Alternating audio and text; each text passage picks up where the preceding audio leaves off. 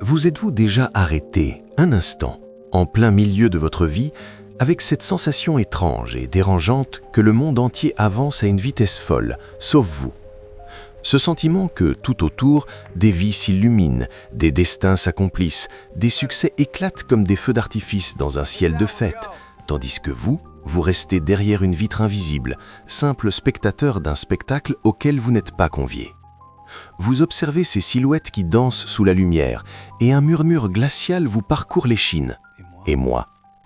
Vous avez pourtant joué le jeu, vous avez coché toutes les cases, suivi toutes les règles, vous avez sacrifié des heures de sommeil, investi votre énergie, donné le meilleur de vous-même, en attendant patiemment que votre tour vienne. Mais dans le silence assourdissant de vos nuits, quand le bruit du monde se tait enfin, une autre voix s'élève, insistante, cruelle. C'est la voix du doute, celle qui vous demande si vous n'êtes pas simplement invisible, si vous n'êtes pas passé à côté de quelque chose d'essentiel. Si vous vous êtes déjà senti inutile, perdu dans un univers qui ne semble célébrer que la réussite éclatante et la perfection affichée, alors ne bougez plus, car nous allons ensemble explorer les racines de ce mal-être. Et la vérité que nous allons découvrir pourrait bien briser le miroir qui déforme votre propre reflet. Imaginez un homme. Appelons-le Marc.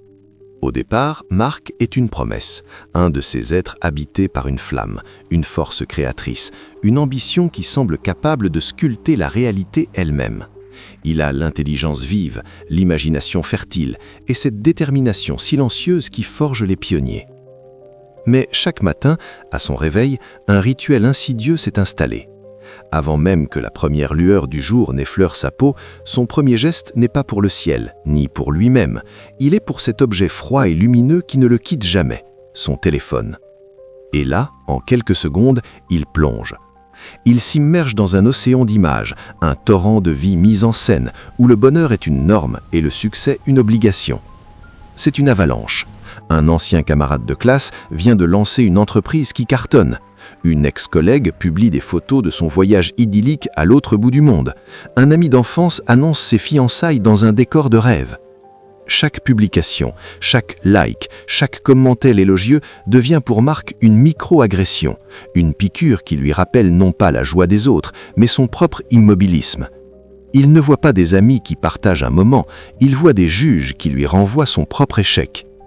Lentement, sans même qu'il s'en aperçoive, un poison s'infiltre dans ses veines. Le poison de la comparaison.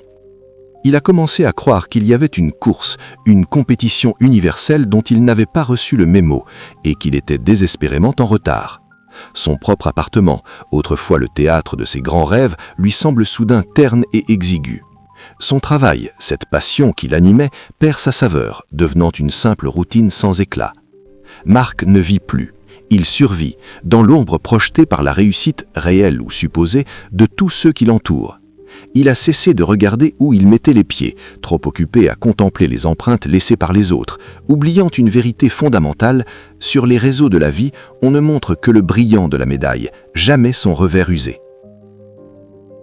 C'est ici, dans cette faille, que le véritable drame se noue. Ce n'est pas la réussite des autres qui est le problème, c'est le sentiment qu'elle fait naître en nous lorsque nous sommes fragiles, la jalousie. Et la jalousie est sans doute le piège le plus parfait jamais conçu par la psyché humaine. Car être jaloux, c'est consentir à détruire sa propre paix intérieure, c'est sacrifier son calme et sa sérénité sur l'autel d'une douleur auto-infligée qui ne produit absolument rien, sinon plus de douleur.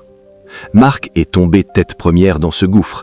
À force de contempler la moisson abondante dans le champ du voisin, il a complètement oublié d'arroser ses propres graines. Il a laissé son jardin intérieur à l'abandon. Une amertume subtile a commencé à teinter ses pensées, puis ses paroles. Il est devenu cynique, aigri, presque sans le vouloir. Il a commencé à saboter ses propres chances, à repousser des opportunités, persuadé par cette voix toxique qui avait pris le contrôle de son esprit que tout effort était vain, qu'il ne serait de toute façon jamais assez brillant, assez charismatique, assez chanceux. La comparaison ne l'avait pas seulement rendu triste, elle l'avait paralysé. Elle lui avait volé son futur en le convainquant qu'il ne le méritait pas. Mais que se passerait-il si la solution à cette angoisse existentielle ne se trouvait ni dans plus de succès, ni dans plus de reconnaissance, ni dans une course effrénée pour rattraper les autres?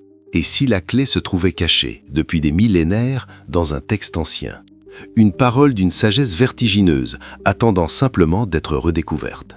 Il existe une lumière capable de dissiper cette obscurité. Elle ne vient pas du monde extérieur, mais d'une source bien plus profonde. Dans les écrits sacrés, au cœur de la Bible, se trouve une phrase, une seule, d'une puissance libératrice inouïe. On la trouve dans l'Épître aux Galates, au chapitre 6, verset 4.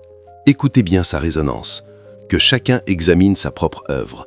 Alors il trouvera en lui seul, et non dans la comparaison avec autrui, matière à être fier. Relisons-la, en lui seul, et non dans la comparaison avec autrui. Que nous dit ce texte au fond? Il nous révèle une vérité bouleversante. Vous n'êtes en compétition avec personne. Votre vie n'est pas une arène, ni un stade, ni une course contre la montre, où seule la première place a de la valeur.